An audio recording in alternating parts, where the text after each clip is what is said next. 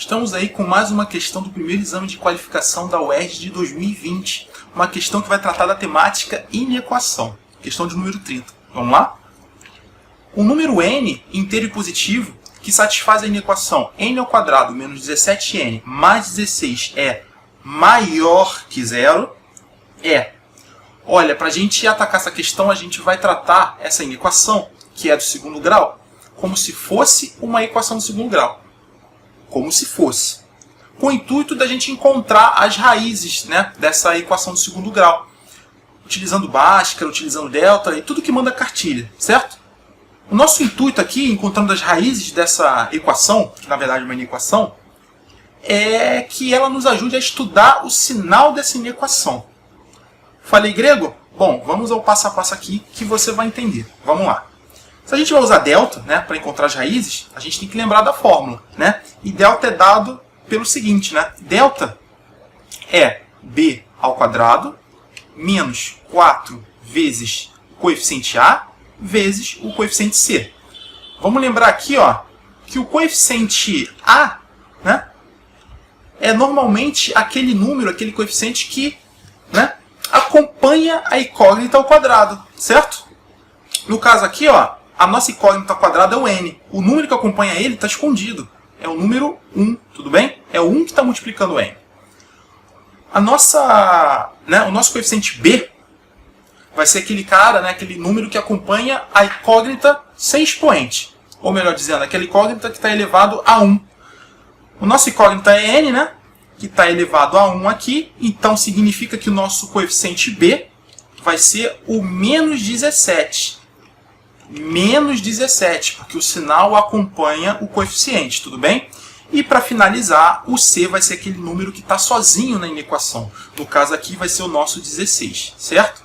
Agora, substituindo na nossa fórmula, a gente vai ter que delta, né, vai ser b ao quadrado, no caso menos 17, né, ao quadrado. Sempre muito bom você colocar entre parênteses, principalmente quando você está tratando de números negativos, né, menos 4. Vamos repetir o menos 4, vezes o coeficiente a, que no caso aqui a gente já viu que é o 1, vezes 1, vezes o c, que é o 16. Agora não tem jeito, agora virou braço, conta, munheca. Então, resolvendo esse cálculo aqui, menos 17 ao quadrado vai dar 289, tudo bem? A gente coloca aqui, 289 menos 4 vezes 1 vezes 6, isso aqui vai dar 64, tudo bem? Então a gente coloca aqui 64. Agora basta a gente executar essa subtração. 9 menos 4 eu vou ter 5. 8 menos 6 eu vou ter 2. E o 2 sozinho repete aqui. Então delta é 225. A gente vai utilizar isso aqui no resto da fórmula de Bhaskara. Vamos lá.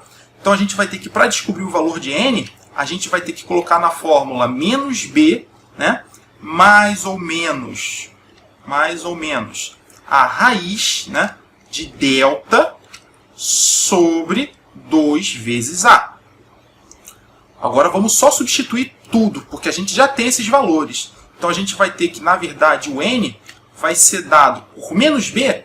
A gente sabe que o b é menos 17. Então, menos o menos 17 vai acabar resultando em mais 17. Menos com menos, afinal, dá mais. Então, a gente vai ter 17 mais ou menos a raiz de delta. O nosso delta é 25. Então, a raiz desse delta, né, que é 225, raiz de 225, 15. Então, a gente já vai botar aqui direto, ó, mais ou menos 15. Tudo isso sobre 2 vezes a. O nosso a é 1. 2 vezes 1, 2. Como a gente tem esse sinal de mais e esse sinal de menos aqui na fórmula, significa que a gente vai ter dois resultados, o que é esperado por uma inequação de segundo grau. Então, o que a gente vai fazer? A gente vai colocar duas setinhas aqui, uma para calcular com o sinal de mais e outra para calcular com o sinal de menos. Então eu vou ter aqui, ó, que o nosso primeiro resultado para n, chamando aqui de n1, vai ser 17, né, mais 15, tudo isso sobre 2. 17 mais 15 dá 32. 32 divididos por 2, eu vou encontrar que o meu N1 é 16. Tudo bem? E agora, encontrando o nosso N2, eu vou encontrar fazendo a subtração. Então eu vou ter 17, dessa vez, menos o 15. Tudo isso divididos por 2.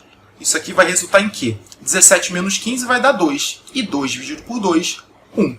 Então vamos colocar aqui que o nosso N2 é igual a 1.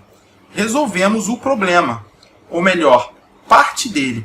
Porque agora a gente vai fazer um esboço dessa situação só para ilustrar e ajudar a gente a responder essa questão.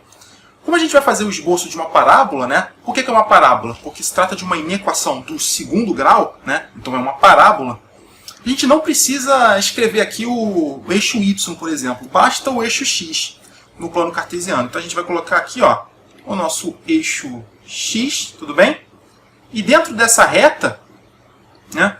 Dentro dessa reta a gente vai colocar as raízes que a gente encontrou, que são os números 16 e 1. Tudo bem? Só que a gente vai colocar na ordem crescente, certo? Então primeiro a gente coloca o 1 e depois a gente coloca o 16.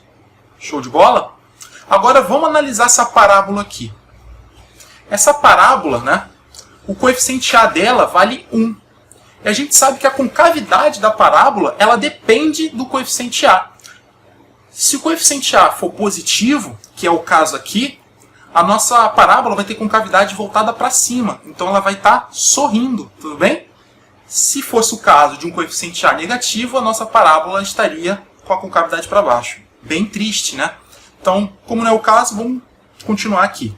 Ó, se a concavidade é para cima e a gente tem que passar pelas raízes, então o esboço da parábola vai ser algo mais ou menos assim.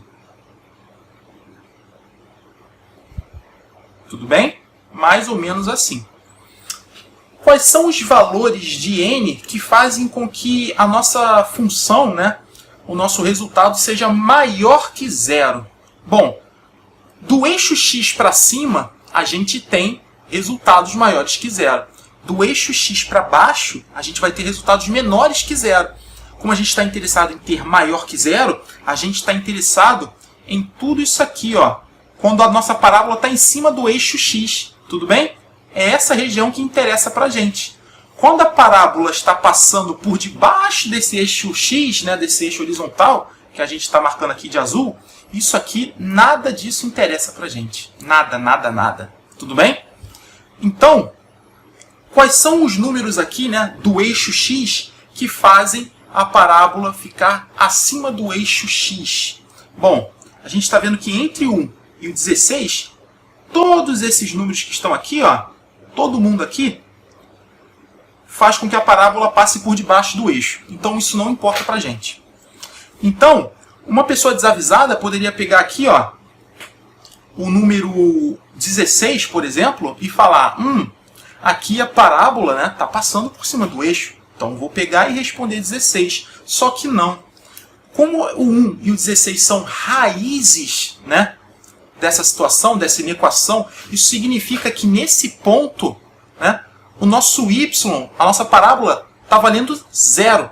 Exatamente zero. A gente está interessado, né, preste bem atenção, nos locais onde a parábola, né, é maior que zero, como eu estou grifando aqui, ó, maior que zero. Então o número 1, né, o x igual a 1, no caso aqui n, o n igual a 1 e o n igual a 16 não servem. Tudo bem? Como o número tem que ser inteiro e positivo, qualquer coisa atrás de 1 não vai servir. Qual é o primeiro número que vai servir para a gente? Vai ser depois do 16. No caso, o 17. Existe essa opção aqui para a gente marcar. E é a opção de letra D, de mais. Tudo bem? Essa é a resposta correta.